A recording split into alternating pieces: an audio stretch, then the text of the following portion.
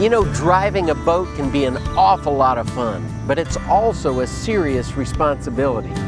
Anyone born after January 1st, 1989 must be certified in boating safety by the TWRA before they can operate a boat on the water. You can learn more at our website at tnwildlife.org. You know, Tennessee has been blessed with some of the most beautiful waterways in the country, and it's everyone's responsibility to keep them safe. On this episode of Tennessee Outdoor Journal, we'll start off at Lake Halford in West Tennessee and show efforts there to enhance fishing opportunities. Later, we'll see how a county wildlife officer recruits high school woodworking students to build wood duck boxes. We'll see and hear country music artist Chris Hennessy's musical tribute to our state's great outdoors, and we'll share a special tribute to a lifelong Tennessee sportsman who made the ultimate sacrifice while serving with the Highway Patrol. This season of Tennessee Outdoor Journal, we open the cover and salute the men and women who have dedicated their careers to wildlife conservation. We'll share some of our special stories from years gone by, as well as current work being done by your Tennessee Wildlife Resources Agency. What kind of legacy will we leave when our days upon this earth are gone? Tell me who will carry on this work that we've begun, care enough to be the keeper of the dream. As usual, we'll share a few tips and tricks to enhance your outdoor experience. Let's turn the page.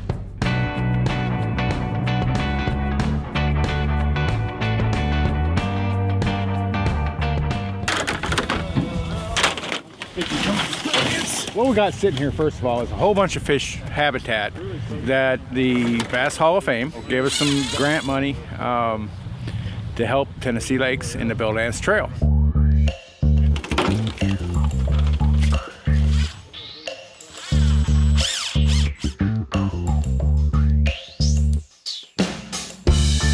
We're at Lake Halford today in Carroll County. This is one of the lakes that was included in the intensive management for the Bill Dance Signature Lake program. It's a 1,000-acre lake, and we're out here today doing some habitat enhancement. What they did when they constructed this lake, they took a lot of the standing timber out of the lake, and we're looking to put some habitat in select areas to try to direct the fishing pressure, improve catch rates, and then improve also the fish population.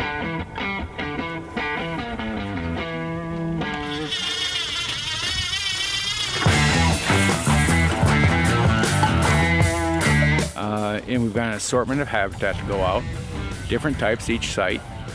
Everything from what we call whale pones, those big teepee-looking things back here, and some crappie jacks. All it is one pipe that goes down and a couple of pipes that crisscross, just to give them something to hide behind for a second. Then we've got a little lesser, it's a little more as a tree, but it's not as big around. It's just 1.25-inch branches on it. Then we've got the bigger trees where we put 3- and 4-inch pipe on them. And then we've got I call it a Christmas tree stand or spindle. On the far side, we've got about 30 of those. Materials you saw today that we used was artificial materials. We use a lot of natural materials. The problem with those natural materials is that they will rot over time, and we have to go back and replenish those sites. With this artificial, it should last from now on. As long as the lake's here, the structures will be here. The lake is a great little lake over here. TWRA is now taking it over and managing it, and we're going to really try and make this into a much better fishery. It's already a great fishery. We're going to try and make it into a better fishery by doing stuff like this.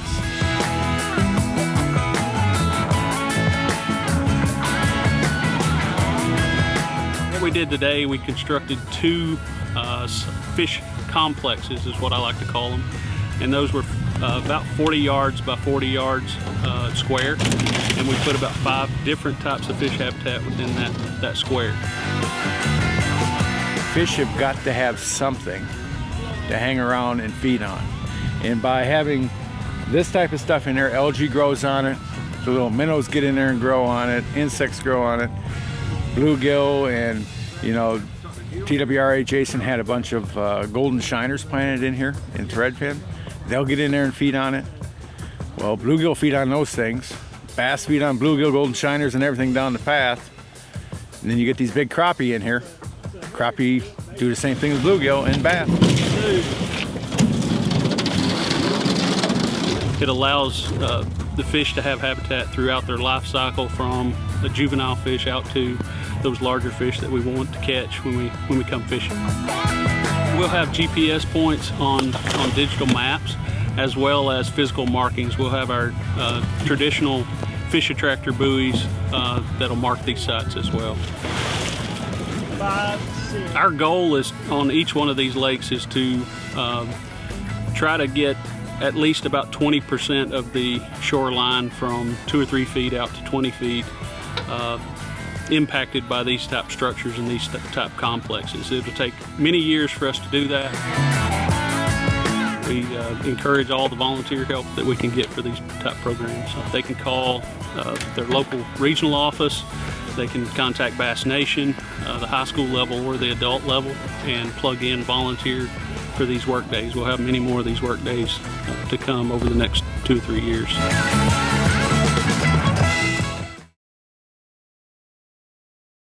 Thank you for allowing me the opportunity to be here virtually with you to honor Sgt Lee Russell.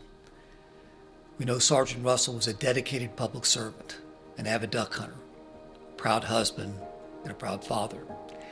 Throughout his time as a Henry County deputy and later on the Tennessee Highway Patrol, he served our state valiantly. Each and every day, Sgt Russell risked his life to protect Tennesseans, and he paid the ultimate sacrifice in service to our state. And for that, we will always be indebted. I can think of no better way to honor his life and sacrifice than to designate these 570 acres of land the Sgt Lee Russell Waterfowl Refuge. May all who visit this refuge in the years to come remember Sgt Russell and all the brave law enforcement officers across our state and across the nation.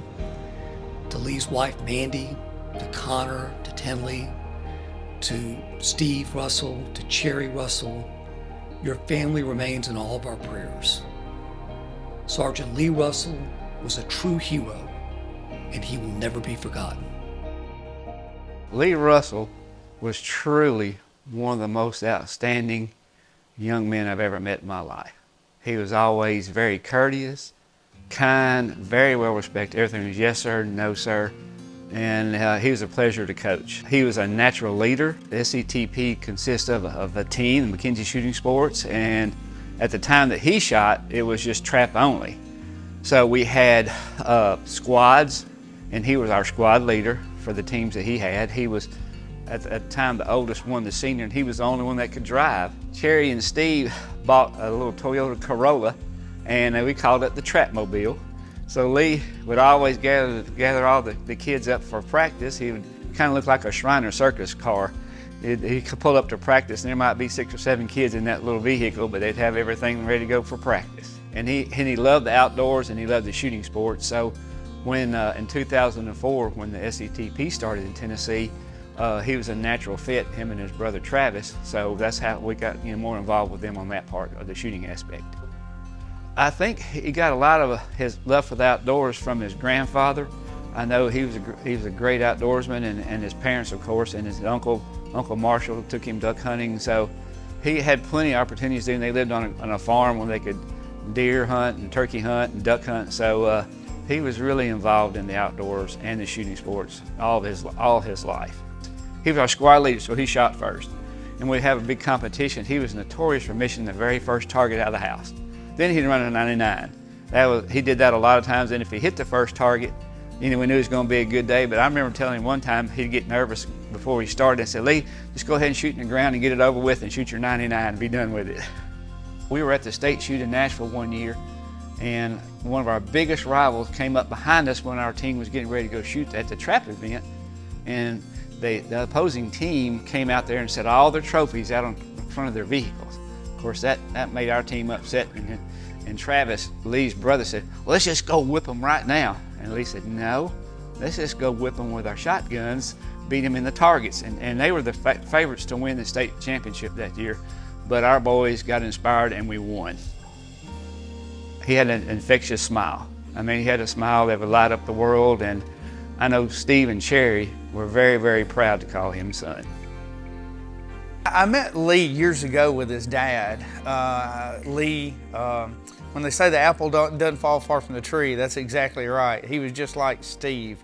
Steve and I had a relationship. We'd worked together in law enforcement and had been friends for years and years. I saw Lee growing up and knowing that he was going to follow in his dad's footsteps, you know, and then his dad brought him to me and wanted him to go to work for Henry County Sheriff's Office. He wanted him to start in the same place that he started, and it was an honor to hire him. I told his dad, you know, when we were talking about this, when this idea was brought to me from Greg and Mark Rich, Lieutenant Greg Barker, and we started talking about this, and then I started presenting it to the Director Maxidon and the Commission, and, you know, we just kind of ran with it. But I told Steve, I said, hey, you know, as passionate and a dedicated waterfowler as he was, you know, his children and his legacies and the rest of your family will look back on this in 10 or 15 years and see that Sgt Lee Russell Waterfowl Refuge and know that it means something, and it'll be a very special thing to them and a lot of other Carroll Countyans. Lee was a dedicated, passionate law enforcement officer. His report writing, his search warrant abilities, his uniform was always had a crease down his sleeves, and you could see yourself in his boots, just like his daddy, you know, and he was very passionate about law enforcement. He loved to be outdoors. He loved, you know, waterfowl hunting, duck hunting, and we've had some great hunts. I know myself and Lee and THP, Lieutenant Brad Lund, had a great hunt just a few years ago, and it was just unbelievable. We killed our limit. It was temperature dropping, the snow's falling, we're wearing them out. You know, it was just, you think back on those good days.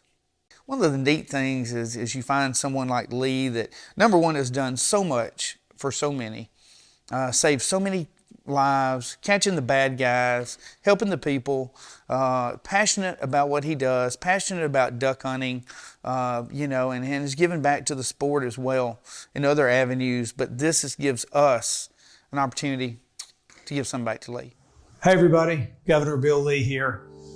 Tennessee is blessed with thousands of law enforcement officers who put their lives on the line every day to faithfully serve and protect their fellow Tennesseans.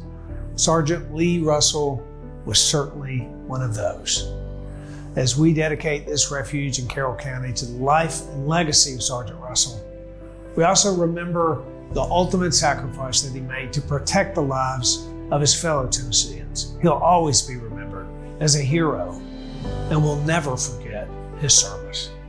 And to Sgt Russell's family, Mandy and Connor and Tinley, we can never fully understand what it is to lose someone in the midst of sacrifice and in the midst of service. And on behalf of all Tennesseans, we are deeply grateful. Maria and I pray God's richest blessings over you as you honor Sgt Russell today. Thank you.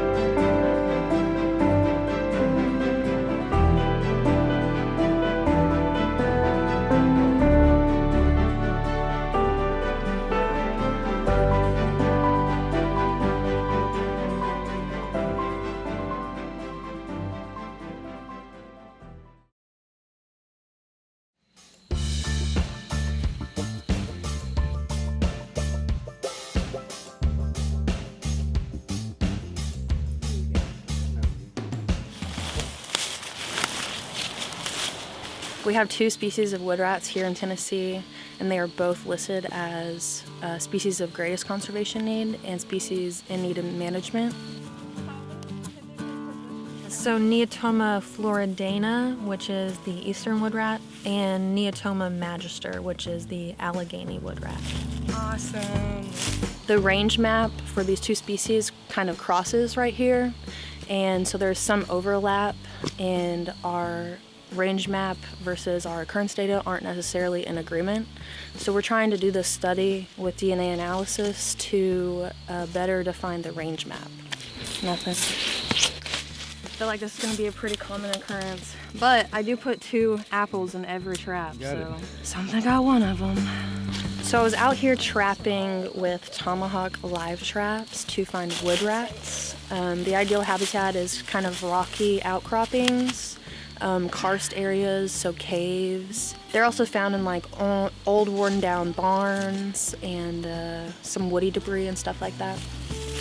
We did a lot of walking through the woods and trekking along a hillside.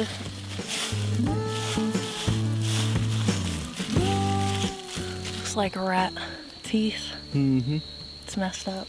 They are a little more common than we would think, but they're so smart. So even in the most ideal habitat, like where we are right now and where we were earlier this morning, even if they were present, the success rate of capturing them is so low. It's pretty minuscule to the population size.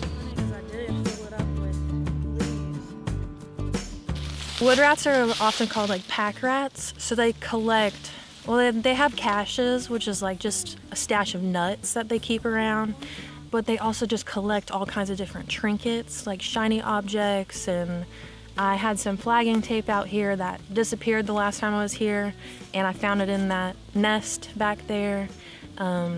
So they just collect like this big area of things, and that's where it was nesting.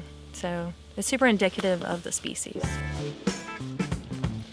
When I capture it, I will take the trap and put a bag around it, and we will anesthetize it with isoflurane. It's not harmful to the rat, it just kind of eases it so that it's safer for them to be handled and us to handle them. We'll take morphometric data, so different measurements like ear length, hind foot length, body length, tail length, and then whenever we take the DNA sample, we'll ear punch into, it's like a hole punch into the ear, and we put that in RNA later and ship that off to Tennessee Tech University for DNA analysis. Once we're done, we wait for the wood rat to become like awake and alert, and then we'll safely release it right back to where we caught it.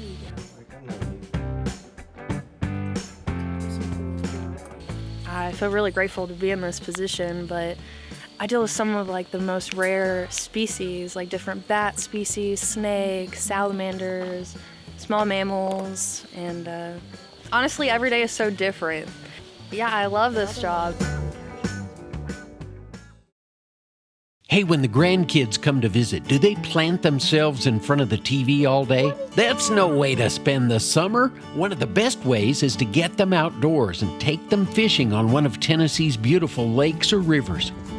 There you go! It'll open up a whole new world of conversation and wonder and make memories to last a lifetime. To learn more about purchasing your fishing license, visit GoOutdoorsTennessee.com. That's GoOutdoorsTennessee.com.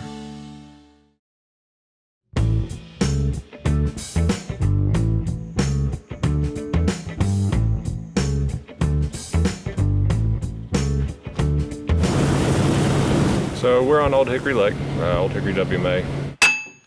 We're putting out wood duck nesting boxes. The way that the wood duck nesting box came about back in the early 1900s, late 1800s, when the eastern United States was heavily logged, wood ducks lost a lot of their nesting habitat. So wood ducks are cavity nesters, and they like to nest in pretty much the same places that squirrels like to build their nests. Just little holes in big white oaks like this one right here, close to water. But because of that logging, they lost those trees, those cavities, and their numbers significantly declined. thanks to efforts similar to this from other organizations and other state agencies, the wood duck is one of the most abundant waterfowl in North America. During the course of checking duck hunters and routine patrol, started noticing that a lot of the wood duck boxes on the WMA, specifically this end, were just starting to get a little old. You know, they're made out of wood, so they don't last forever. Just needed to be replaced.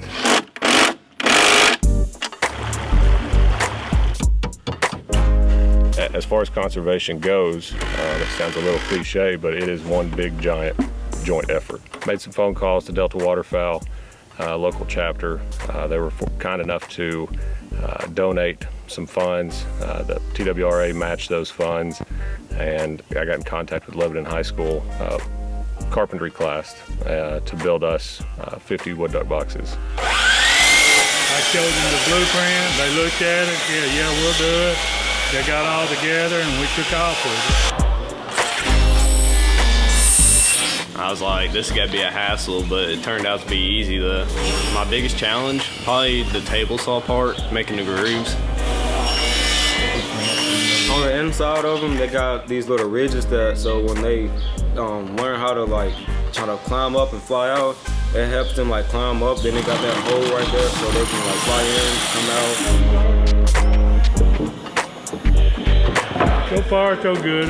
Everybody, you might make a few mistakes every now and then, but we fix those and go on. It's a good opportunity for them to learn. For the most part, kind of just an idea that kind of hit me out of nowhere, but in addition to the Lebanon High School students, we've got the Old Hickory WMA technicians and manager. They've been out here, they've helped cut the poles that we're putting the boxes on. They've helped paint the predator guards that we're putting on to prevent things like raccoons, snakes, etc. I 100% couldn't have done this without their help. If you as a landowner wanted to put wood duck boxes up on your property, you have a creek or a pond or a wetland, there's several different sources that you can go to get wood duck plans. You can go to Ducks Unlimited has plans on their website. Delta Waterfowl has plans on their website. I believe we have wood duck box plans on our website as well. And it'll walk you through building the box itself. It'll walk you through how to build the predator guard, everything. The big goal is 50 boxes per year for the next 5 years. That'll give us 250. Currently we've got about 3/4 of the 50 boxes that were built this year already placed on Old Hickory. But 250 should be enough to cover Old Hickory from Unit 3 in Trousdale, Smith County, well down into Unit 2 around Mount Juliet, Hendersonville. The leftovers of those will go to Priest or Cheatham WMA. We're just kind of trying to do our part as an agency to get out here and provide further habitat improvement for these birds that some are here and are here year-round.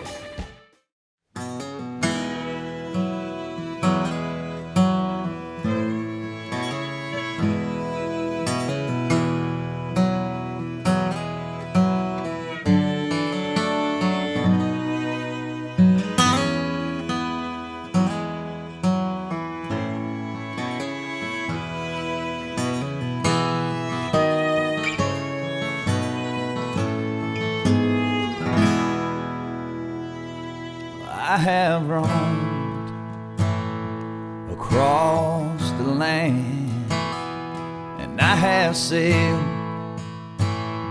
the deepest sea.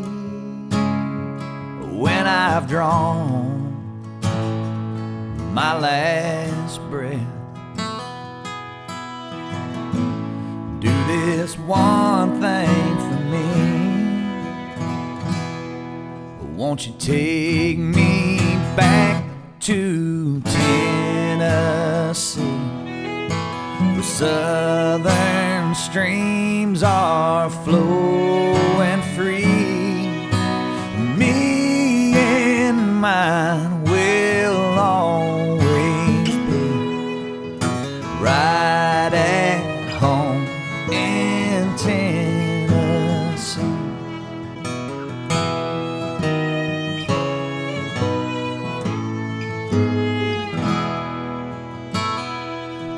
Tuscaloosa hills, big sandy skies, smoky mountains full of songs.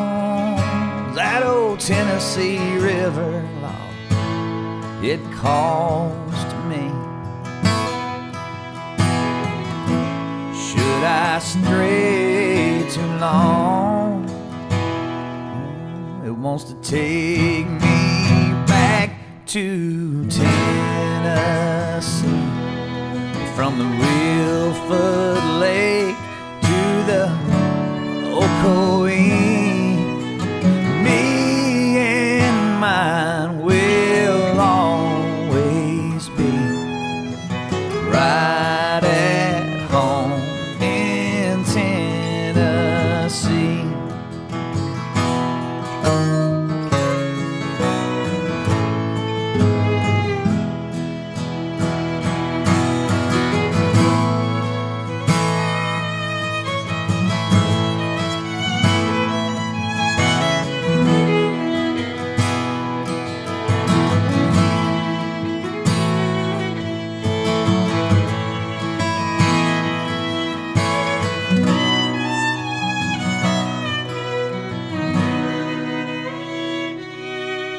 Won't you take me back to Tennessee, where southern streams are flowing free?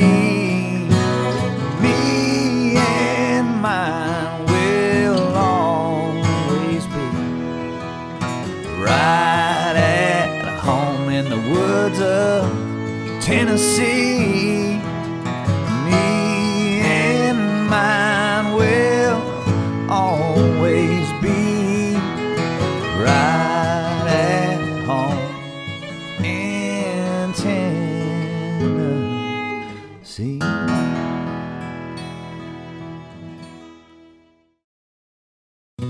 In every season, the best time to go fishing in Tennessee is always right now, and especially as the leaves begin to turn.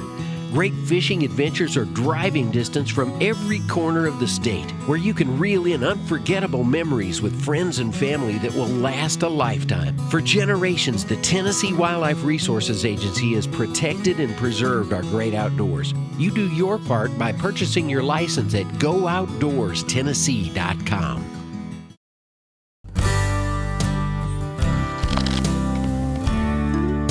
Tennessee Outdoor Journal is produced by your Tennessee Wildlife Resources Agency. Tell me who will carry on this work that we've begun. Care enough to be the keeper of the dream, this legacy. Thanks for watching this episode of Tennessee Outdoor Journal.